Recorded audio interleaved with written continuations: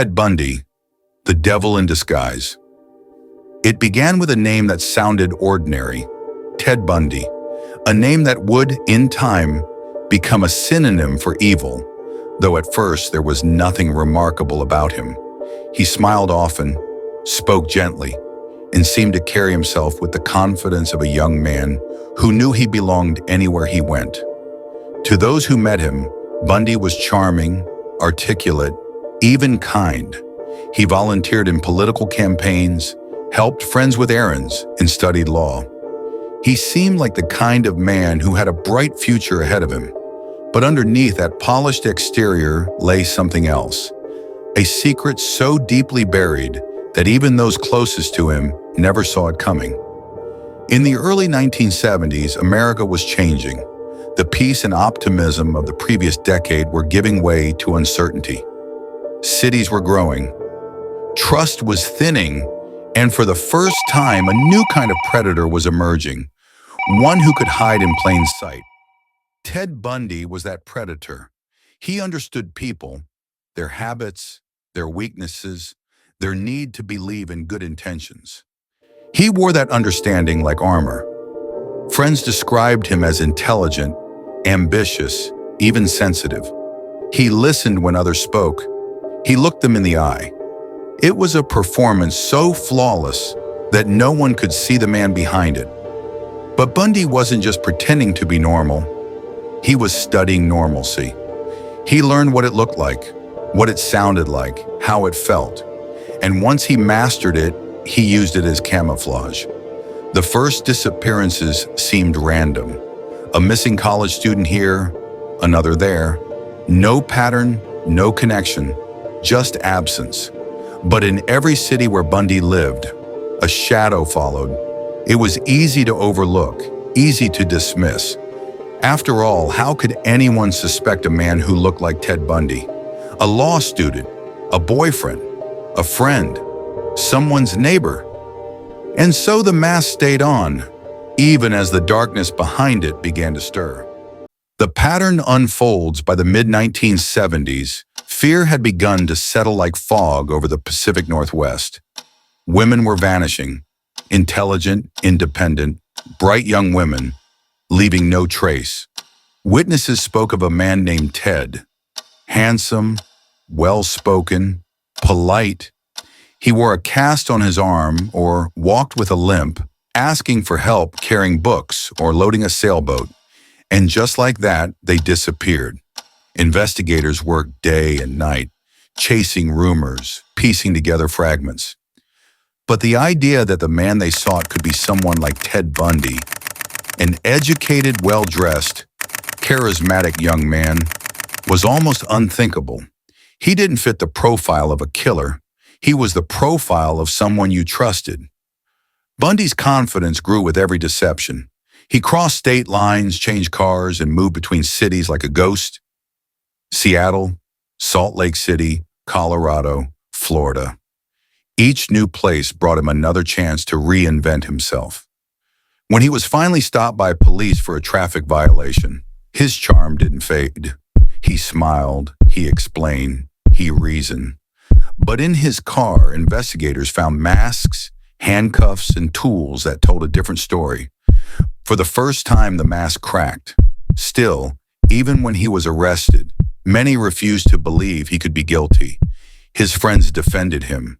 His girlfriend, Liz Kendall, struggled to reconcile the man she loved with the monster described in the news. Bundy was polite in court, composed, sometimes even humorous. The cameras loved him, and he knew it. He became both defendant and performer. When the world stared into his eyes, they saw a man pleading innocence, not the shadow waiting behind it. Every smile, every calm statement was another layer of the disguise. Bundy didn't just fool others, he fooled himself. The man behind the monster. The trial of Ted Bundy was more than a courtroom drama. It was a psychological war. He insisted on representing himself, turning the courtroom into his stage. Every objection, every smirk, every glance at the jury was deliberate. He was no longer just fighting for his freedom. He was feeding his ego. Outside the courtroom, the media frenzy grew. Television crews swarmed the courthouse, capturing every word, every gesture. The American public had never seen a killer like this. Confident, clean-cut, charming. It was terrifying because it broke every expectation. Forensic evidence was still in its infancy, but Bundy's own arrogance became his downfall. He couldn't resist attention. He spoke to reporters, smiled for cameras, and watched as fascination turned to horror when the evidence unfolded. Fibers, dental impressions, eyewitness accounts, all pointed in one direction, and slowly the illusion crumbled. Still, even facing conviction, Bundy couldn't stop playing the role. He flirted with interviewers. He married a woman in court. He knew the power of performance, and he used it until the very end. When he was finally sentenced, Bundy didn't plead for mercy. He maintained control. Calm, composed, rehearsed. But behind the mask, the truth had already begun to show. As the years passed on death row, Bundy began to speak, not with remorse but with a chilling detachment, describing what he had done as though recounting a story about someone else. It was there, in those interviews, that the real Ted Bundy was finally revealed. A man without empathy, without guilt, without boundaries. And yet he wasn't born a monster. He became one, piece by piece, through choices, lies, and a hunger for control that grew stronger with every secret he kept. When the end came, it was quiet. In January 1989, Ted Bundy was executed in Florida. Outside the prison, crowds cheered, holding signs, celebrating justice. For many, it was closure. For others, it was a reminder of how long evil can hide behind a smile. Bundy left behind more than a trail of devastation. He left questions about human nature, about trust, about how easily we can be deceived by appearances.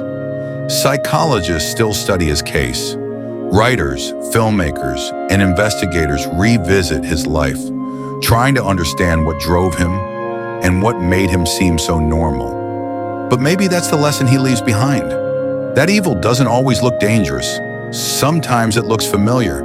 Sometimes it looks like someone we think we know. Ted Bundy's story isn't just about murder. It's about manipulation, illusion, and the uncomfortable truth that monsters don't always hide in the dark.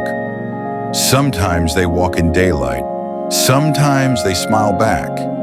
And as history remembers him, we are reminded of something deeper, that the real danger isn't just in what hides behind a mask, but in how easily the mask can fool us all. This story isn't meant to glorify the darkness, but to understand it. Because the more we recognize the mask evil wears, the better chance we have of seeing it before it's too late. Thank you for watching. If you find the video interesting, please subscribe, like, and share because it means a whole lot. Goodbye.